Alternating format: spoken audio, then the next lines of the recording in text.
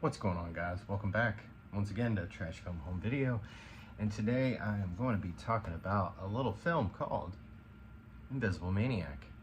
I just watched this last night. I didn't really have any plans on reviewing this, but I have an interesting little tidbit, a personal connection, not really, sort of, to Invisible Maniac. The movie is your typical 90s late night kind of stuff. It is much more of a sexploitation, sex comedy than it is a horror film or a slasher film. There is slashing in it a little bit, but it's mostly just goofy, silly fun, kind of in the vein of like Nightmare Sisters. So if you're somebody my age that grew up on late night TV movies, which I think I don't know if this played or not, this is probably for you. Basically, we have a mad scientist who is working on cell reorganization or something, and he has found a serum that turns him invisible. Not found, but worked on.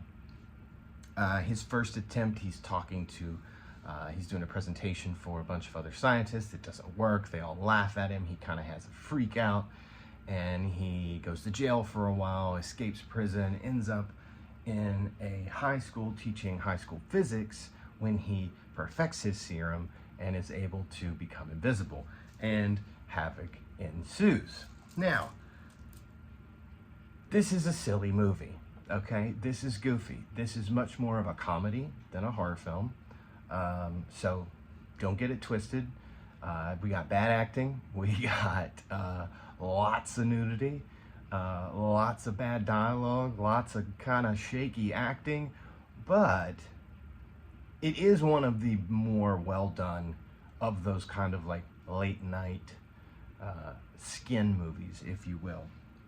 Now, I want to show the opposite cover here, which I find to be, something about the colors really do it for me. Now this is a 4K disc from Vinegar Syndrome. I don't know, let me see here. Oh, 35 millimeter camera negative. Does not look like it was shot on 35, but yeah. 4K disc. We got a Blu-ray in here. There is also a sort of making of documentary. It's fairly short, 32 minutes.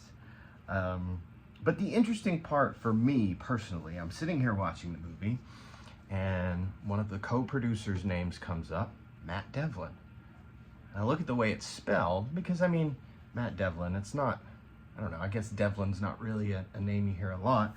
But I was like, that Matt Devlin, I know that name. It's spelled like the guy that directed Ozone, Attack of the Redneck Mutants. Funny thing, this I think is the only way you can get Ozone, Attack of the Redneck Mutants, and The Abomination, which The Abomination is probably one of the best shot on video horror flicks of all time. Not kidding. Now, from what I understand, I don't think you can get these anywhere else. But I picked this up way back in the day at Cinema Wasteland.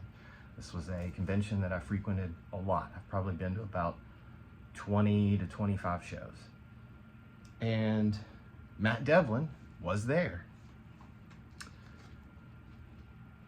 And that is the signature from old Matt Devlin, who actually ended up directing a few scenes in this movie.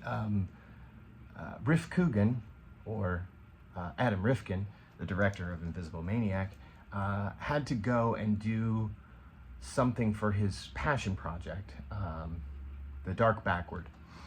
That's the thing that he wanted to make more than anything. And Invisible Maniac, as he explains in the features, was basically an exploitation movie just to make some money and to get practice before he made the movie he really wanted to make. He knew, and the whole crew knew, what they were making. They were making an exploitation movie full of boobs and blood to get people in the seats, well, not seats, as it was straight to video, to get people renting the movie. So he left for a day, and he decided he needed someone to direct the scenes for that day that he wasn't going to be there. And since Matt had directed a few of his own films, Ozone Attack of the Redneck Mutants, he decided to allow him to direct for the day. And the dream sequence stuff, the stuff with the girls walking down the hall and the smoky atmosphere, and the part where you're going into all these different rooms and they're all like, hey, come here. That's all Matt Devlin. And that was not in the script. He just did it. They also used his car. If you've seen the film, there's a scene where somebody throws a guy off of a roof and he lands on the top of a car. That was actually Matt Devlin's car. And apparently he didn't care, and he continued to drive that car for his daily use with the dent. So anyway, it was just interesting. And I don't know, it's just weird. So I have actually met one of the producers and partial directors for Invisible Maniac, which is pretty interesting. The movie as a whole, you gotta really be into this kind of thing. As I've said before, it's not really a horror movie. Don't go into this expecting a bunch of blood. You can expect a lot of boobies. You can expect a lot of that. There's a lot of that in this. It's goofy, it's silly, it's not taken seriously. You know who you are if you like this kind of movie, okay?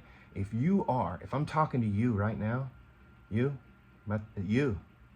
you, isn't it? Yeah, you need this. You need this. You know who you are. You. Yeah, talking right to you. You want it. You need it. Did we need it on 4K? Probably not. We also get a commentary from Hysteria Continues on here. And the package itself is just fantastic. I mean, yeah, wonderful. So yeah, that's it. That's all I got for you today. Invisible Maniac. Matt Devlin. What? All right, I'm out of here. I hope you all had a great Christmas, and I hope you all have a fantastic New Year. Good luck to you in whatever you do in the future in 2023, and I'll see you guys soon.